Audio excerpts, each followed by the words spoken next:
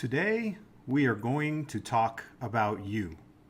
Specifically, the you that you see in the mirror and the you that you believe you are between your ears. Welcome to the inBLOOM podcast. I am Josh Bickford. Today is Tuesday, May the 30th in the year 2023. And this is podcast episode number 33. I'm so glad you've joined me today. On this podcast, we spend a few minutes together enjoying a cup of coffee, and we talk about what it looks like to thrive in life and in real estate. And we talk about what is coming, and we share dreams and hopes and all of the good stuff within our industry. I am so glad that you have joined me today. Today's a special day, and I will share more on why it's a special day later. But first, I want to enjoy a fantastic cup of coffee with you. So let's begin our morning with a sip. Ooh, hot. Temperature, not spiciness or anything. All right, so spent this weekend, it's Memorial Day weekend, and it is it's very easy to forget the cost of the freedom that we enjoy. If you ever get the opportunity to sit down and have a soldier, have a veteran, especially somebody who lost people in their service, and ask them what Memorial Day means, you get a totally different answer than barbecue and 3-day weekends and beer and whatever else that we enjoy about Memorial Day weekend. It's a remembrance of deep meaning and a reminder of the incredible cost that so many people willingly paid for us to be free. So thank you. If you're somebody who served, I know this is a day for those who paid all. Thank you. For those who suffered because someone that you loved paid that price for me and for you, thank you. Words will never justify the pain. Words will never justify the loss, but there is deep meaning for me, and I want you to know that. So this weekend, I spent a lot of time thinking about the way that we see ourselves, the way that I see me. Spend a lot of time with my family. So how does my wife see herself? How does my daughter see herself? And I've been thinking through it a lot. If you caught my episode about the time I got new eyes, I actually know what it's looked like to see. Let me try that again. Let's get a little more caffeine in me before I say that. Whew, rough morning. I actually know what it looks like to see the world through new eyes. I have that experience. Albeit it's a stigmatism and it's not like I have somebody else's viewpoint or something, but it's a reminder to me of how the way that we see ourselves really determines the outcomes of our future. And I know that sounds hokey, and I don't mean it that way. But our subconscious mind is always working. When I was in California with the author of this book, Ed Rush, he said a couple of things in the conference that I was in that really struck me. He talked about how your subconscious mind is always working. So if you are lying to yourself, and if you are telling yourself that you suck or you're a failure or you can't figure something out, you are lying to yourself. When you lie to yourself, your subconscious mind doesn't know the difference between a lie and true. It doesn't know the difference between a thought and real and all of that. It just works in order to create. Your brain works. Donald Miller talks about this in his story brand stuff. Your brain seeks to save energy and protect you. And so it's always looking for the shortest distance between 2 points. It's looking for the easiest answer, the way to protect. And that's a good thing, but like when you're marketing with StoryBrand or when you're talking about how you view yourself with God Talks, that it can get you into trouble. How is it that you see yourself? What's the script that you are providing your subconscious mind to work on? How many people have told you this? So how many people have lost weight and would tell you that they were skinny up here before they could see it in their body, or that they were successful and they knew it up here before they ever had the success in their life? Some people call that faith. I don't mean it in that sense. I mean it in a sense where they were and then they became. It's very important what you're telling yourself. We are entering a season where, well, let me go backwards. We are leaving a season. We have left a season where everything works. I was watching the All In podcast, which is for venture capitalists in Silicon Valley, and they were talking about since 2008, pretty much everything they did worked. It just up and to the right. Money was free. It was easy. And they've come to the realization they probably weren't that good because right now it feels like nothing they're doing is working. And they talked about the like the thought processes and the mentality going through that entire area right now. Is like, do I actually suck at this? Am I actually no good? Am I worthless? Did I forget how to do this? And they were talking about how they, one of the guys said, I've been in this for 24 years and I have a huge line of success. It's not as bad as I think it is right now. And I am capable of doing this. I love this work. I need to dive back into it. And that very, very, very true. People who you know of who are very successful stand on a mountain of failure because they didn't see themselves as a mistake that they made in their past, and they didn't see themselves as something that they got wrong. They saw themselves as capable, as someone who provides solutions, as somebody who has good ideas, as someone who can do it, someone who can imagine it, someone who can execute, that sort of stuff. It's very, very important. Very important. One of the lines in God Talks that I have not forgotten, because I've heard the opposite before, and it's absolutely true. Healed people heal people. I had always heard the opposite, that hurt people, that when people lash out and hurt you, it's because they're hurting inside. We all know that's true. We all have witnessed that. Why have we never heard people talk about how healed people heal people? Why do former addicts make such good sponsors for people who are newly trying to be free of that addiction? Because they properly see themselves. They understand the struggle. They know that they have that desire is probably the wrong word, but kind of they have the trait within them that if they pick up one beer or get high one time, they can't do that because it's the one leads to years of it. And because they've been healed from it, they are able to heal because they know all of that stuff and they have a proper context of themselves and who they are and all of that. It's why somebody who has failed a lot and then succeeds can be such a fantastic mentor or person to learn from because they hold the proper view of themselves. They always did. And it's why somebody who does nothing but fail and has a negative outlook on life and thinks that everything's terrible, why that is a terrible person to take advice from. Like that person does not have the correct view of themselves, and you don't want them giving that incorrect view to you. How should you look at yourself? Like who is you? That reminds me of the Rush Hour scene. If you've not seen the Rush Hour scene where they're fighting the gigantic guy and they're, who are you? I am you. I laugh every time I see that. But who are you between here? Who do you see when you look in the mirror in the morning? Do you see your mistakes?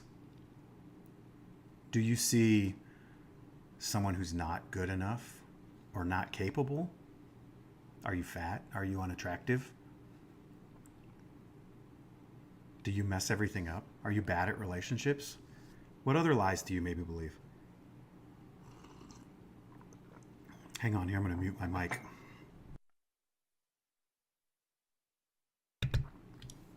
This dry climate out here is killing me. But who are you? Like, what is it that you tell yourself?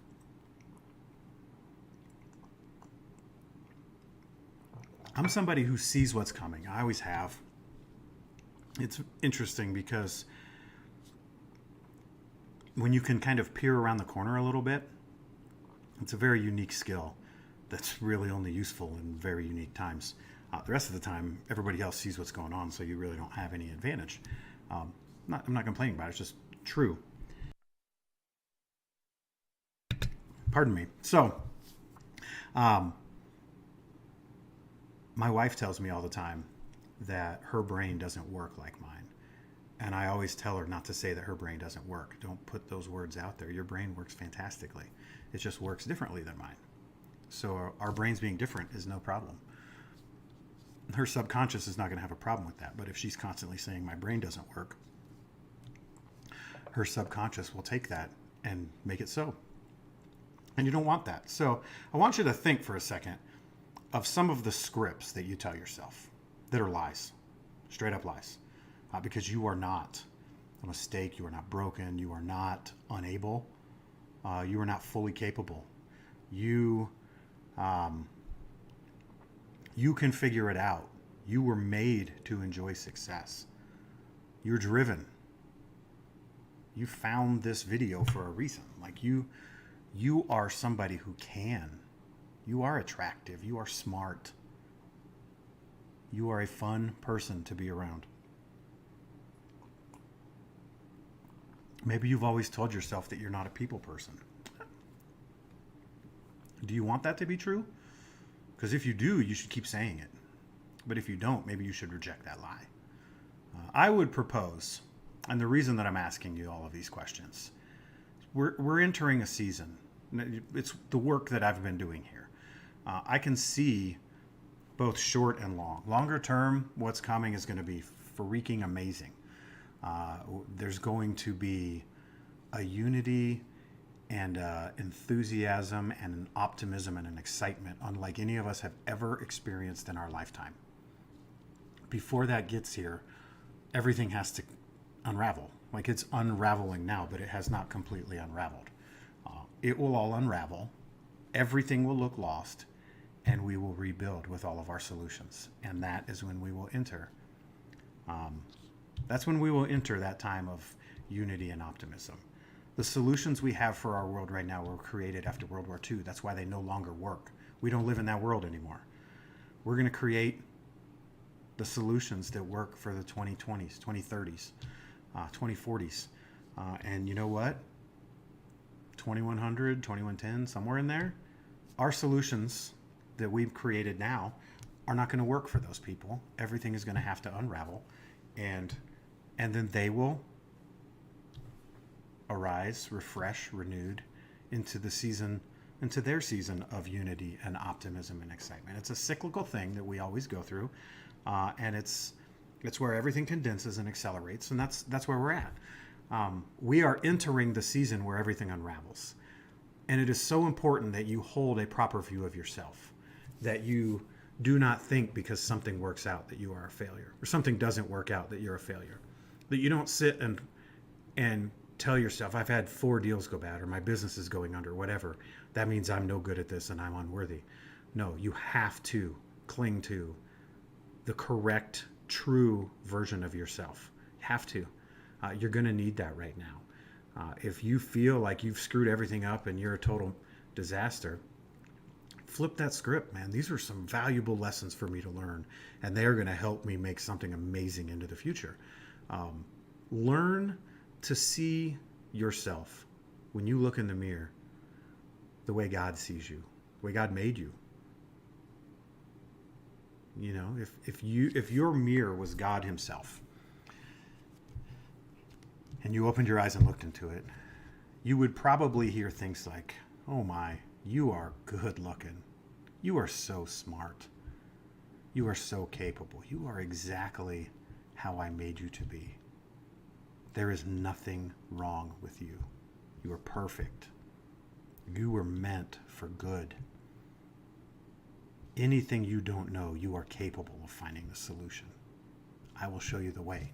You know, like, you need to have that kind of mindset about yourself, about your future, about your business, about your dreams and your desires and your wants. You're going to have to cling to those. David Goggins calls it the mirror of truth. And it's brutally honest. If you're somebody who wants to lose weight, you know, he'll tell you to look in the mirror and tell yourself how fat you are and not lie to yourself that you look good. I think that has purpose too, but that you have to really, really know yourself to do that, because he's not speaking of failure. And he's coming from a place where he took the easy route and failed at everything he did for a long time. And now he's a complete success that people look up to, and he's teaching people how to live a life beyond their dreams and overcome fear and all that kind of stuff. He didn't do that by lying to himself at all.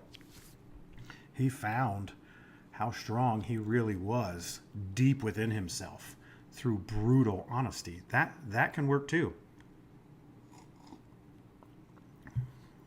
This podcast and the work that I've done over the last 6 months has been about building a bridge within the real estate industry. Not only to help people protect their businesses, save their businesses, whatever language you want to use there, but to help the people who are going to have to move, that are going to feel like they're beyond help. That's why I made it. I didn't go out and go get a real estate license. Surprisingly, I've never had one. I didn't go get a real estate license and try to help some families here in Colorado. That wasn't the right move. I wanted to help as many people as possible and put something out there that had the potential to help tens of thousands to hundreds of thousands to maybe even millions, depending on how many, people within real estate get their hands on it. I created that bridge for people within our industry. This podcast is the same thing. It's, it is it's the call, it's the echo at night or whatever. I don't want to say it's the bait, because it's not bait. Like that word has a very negative meaning. But I have made this podcast so that when people are looking for help, when they're looking for solution through this, that they find this right in time. This wasn't made for you today. It was made for the people that are going to watch it in the future. It's important to remember that when you're seeing yourself correctly, when you're seeing yourself in the way that you're supposed to, your subconscious is going to build everything according to that. It's going to go to work to make things work, not to make things fail. It's going to go to make you successful and show you solutions that you would have not found if you told yourself that you're a failure. If you tell yourself you're a failure, it's going to go to work to find ways for you to fail. Don't give it that food. Don't feed your subconscious that poison. And with all of that, that's the podcast today. I want to encourage you, if you need to write affirmations on your mirror in your bathroom, do it. If you need to handwrite them out every day, if they need to be the screensaver on your computer or on your phone, do it. We are entering a season where it is going to be very hard. Not for everybody. Okay? There are people who are going to come through this unbelievably well because they hold a correct view of themselves, because they're feeding their mind correctly. They will find solutions, and they will be the solution for lots of people who are hurting. I want that to be you. I know that you are capable of that. And with that, that is today's podcast. 18 and a half minutes in. So, if you've got value out of this, share it with a friend. Know that I appreciate you. I support you. And I know that you can. I know that God made you perfectly for what He made you for. And He put what He made you for inside of you. So follow your dreams. Go after the things that you want. Assume they come from the correct place. So many people believe that the thing they want is bad, and that if they choose to follow God, that means that they're going to the third world to become a missionary. That is all a lie.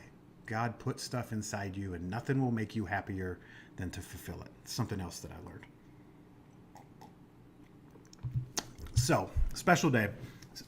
Sometimes life throws curveballs at you, and things that you didn't see coming show up. So, that's where I'm at right now. This is not a goodbye. This is not the end of this podcast, for sure. This is a changing of the schedule and a see you soon. So I've got some stuff I've got to take care of in my own life, and I will update accordingly as things change. I do think the theme of this podcast is probably going to change a little bit because I really do feel like, and I've talked about it on here a lot, I feel like moving into what is coming and bridge building and that sort of thing, I think is really the direction I want to go with this, because I can see pretty clearly what is coming, and a lot of people are going to need all the help they can get. Not that they can't do it or any of that kind of stuff, but it's easier to build a bridge, before the storm arrives than it is to build it when there's raging water underneath. That kind of thing. It's hard to build a bridge in Florida during a hurricane, but on a still sunny day, it's not all that difficult. Think like that. So, I don't know the next time I'll have another live episode. These are going to remain up on YouTube forever, on LinkedIn forever. The episodes that have been on Twitter and Facebook will be there. The audio podcast should stay up for quite a long time. It's possible that I'll take those down. But we'll see. We'll see. Know that I appreciate you. If I can help you, my email address, josh@joshbickford.com. Don't hesitate to reach out. If you see something and you think I should know about it, or if there's a way that I can be of service to you, just let me know. I appreciate you. And until next time, go out there and thrive. God bless you.